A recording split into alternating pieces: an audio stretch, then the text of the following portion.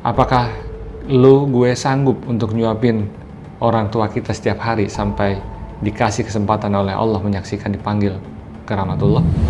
Atau pernah nggak di akhir-akhir ini lu duduk ngobrol sekedar berdua dengan orang tua lu, dan pada saatnya mereka sudah renta, mereka sudah tidak sanggup lagi berjalan, mereka dalam kondisi yang tak berdaya ataupun lemah, apakah kita malah meninggalkannya?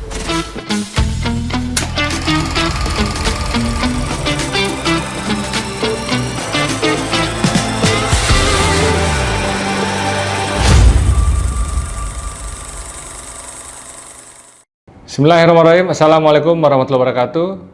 Halo kawan-kawan semua, balik lagi di channel BTW Break Time with gue Mr. Catur. Sebelum kita lanjut, pastiin lo udah subscribe dan pasang notifikasi agar gak ketinggalan video-video yang akan diupload di channel ini. Dan juga sebarluaskan channel ini, semoga mendapatkan manfaat bagi yang menontonnya.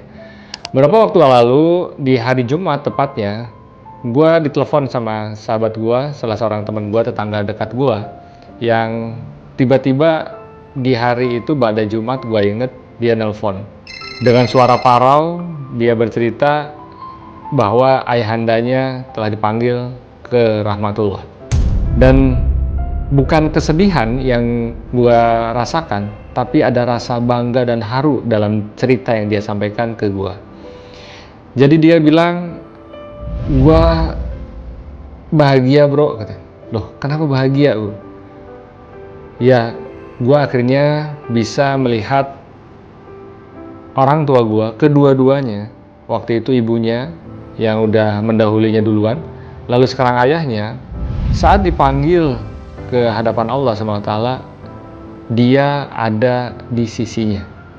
Dan hal itu mungkin bukan sesuatu hal yang banyak bisa dialami oleh semua orang, karena dengan kesibukan, dengan kemacetan, dengan berbagai aktivitas saat ini, mungkin di antara kita semua pernah mendengar kalau ada orang tua yang meninggal dunia, dia tidak sempat berada di sisinya.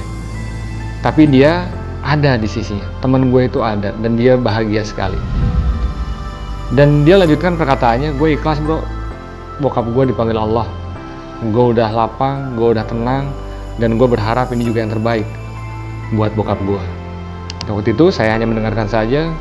Lalu dia lanjutkan lagi, selama ini waktu nyokap udah meninggal, dia bilang, gue gantiin posisi nyokap untuk merhatiin bokap. Meskipun gue punya adik, punya kakak, tapi entah kenapa, dia cerita, bokapnya hanya nyaman berada di sisi temen gue ini.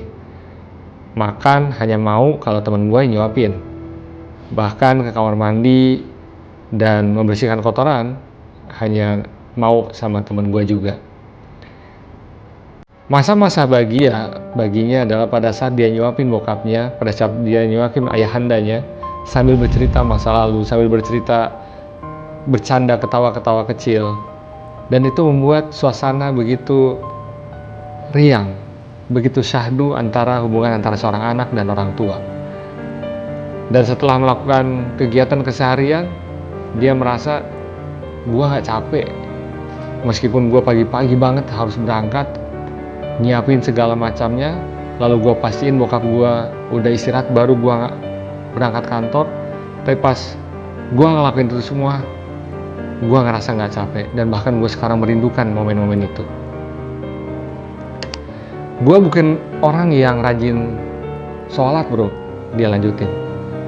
Gue juga, ya lu tau lah, gue jarang ke masjid, gue juga masih puasa, mungkin kadang bolong. Tapi dengan gue berbakti kayak gini, gue masih kategori anak soleh nggak ya bro? Pertanyaan itu menusuk hati saya sebetulnya. Banyak di antara kita mungkin yang diberi kesempatan untuk memuliakan orang tua, tapi dengan alasan ataupun dalih kita sedang berikhtiar atau kita sedang berdakwah, kita meninggalkan suatu tempat untuk menyampaikan kebenaran, lalu kita dalam alasan belajar, kita mungkin bahkan lupa untuk menanyakan kabar orang tua kita.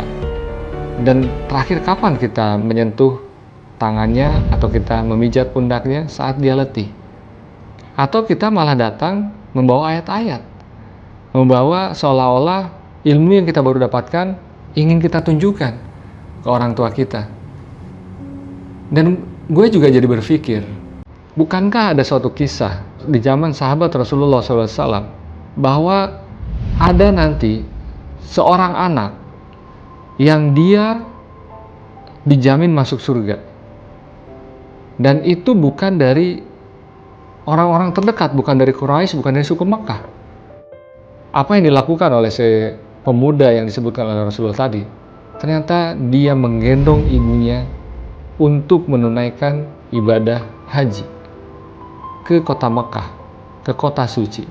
Menggendong dari jarak yang sangat jauh di luar kota Makkah, yang harus membutuhkan kekuatan fisik berhari-hari, berminggu-minggu, demi mewujudkan impian ibundanya menunaikan ibadah haji.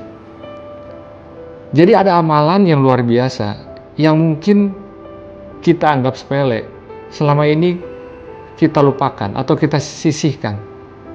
Kita fokus dengan sholat, kita fokus dengan ibadah-ibadah ritual lainnya, tapi dampak pada keseharian kita ternyata tidak ada atau bahkan hilang. Bukankah seharusnya kalau kita memang mengerjakan sholat, itu akan menumbuhkan rasa empati yang tinggi, karena sholat sejatinya melembutkan hati. Dan kalau kita melakukan sholat dengan benar, maka tidak perlu lagi kita berpikir dua kali untuk memuliakan orang tua dalam waktu apapun, dalam kondisi apapun.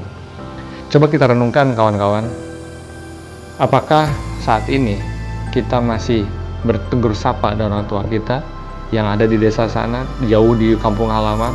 Kapan terakhir kita menelponnya? Kapan kita berakhir menyapa kabarnya? Dan apakah kita juga masih ingat untuk mendoakannya? Atau jangan-jangan kita terlalu sibuk, terlena dengan panggung, dengan suasana, dengan lingkungan, dengan pekerjaan, bahkan atas nama dakwah, kita lupa ada seseorang yang dengan tulus terus-menerus mendoakan kita, yang menjadikan kita hingga hari ini. Dan pada saatnya mereka sudah renta, mereka sudah tidak sanggup lagi berjalan, mereka dalam kondisi yang tak berdaya ataupun lemah, apakah kita malah meninggalkannya? Sekarang gue balik nanya ke lu semua, dan ini pertanyaan untuk diri gue juga. Apakah gue sanggup untuk nyuapin orang tua kita setiap hari sampai dikasih kesempatan oleh Allah menyaksikan dipanggil ke rahmatullah? Atau lu sanggup nggak ngebersihin kotoran orang tua lu tanpa jijik? Atau lu bakal nyuruh suster? Atau bakal nyuruh orang lain melakukannya? Atau pernah nggak di akhir-akhir ini lu duduk ngobrol sekedar berdua dengan orang tua lu, mendengarkan kisahnya yang mungkin berulang-ulang sudah diceritakan, bisa 5 kali, 10 kali dengan cerita yang sama? Lu sabar nggak? Lu mau nggak mendengarkan dan memberikan waktu perhatian untuk orang tua lu? Kemarin waktu gua sempat ibadah umroh, ada satu orang yang bercerita bahwa dia jauh dengan ayahnya. Ayahnya sangat kolot menurutnya. Hobinya hanya mengutak-atik mesin motor tua yang mungkin udah nggak jalan. Dan pada saat dia mengajak bicara tentang hal-hal yang ada tren-tren saat ini, orang tuanya nggak bisa menyambut. Maka dia bilang, saya jarang banget pulang ke orang tua karena udah nggak nyambung dan udah nggak ada lagi bonding yang ada. Lalu gue sampaikan ke dia, lo harus balik.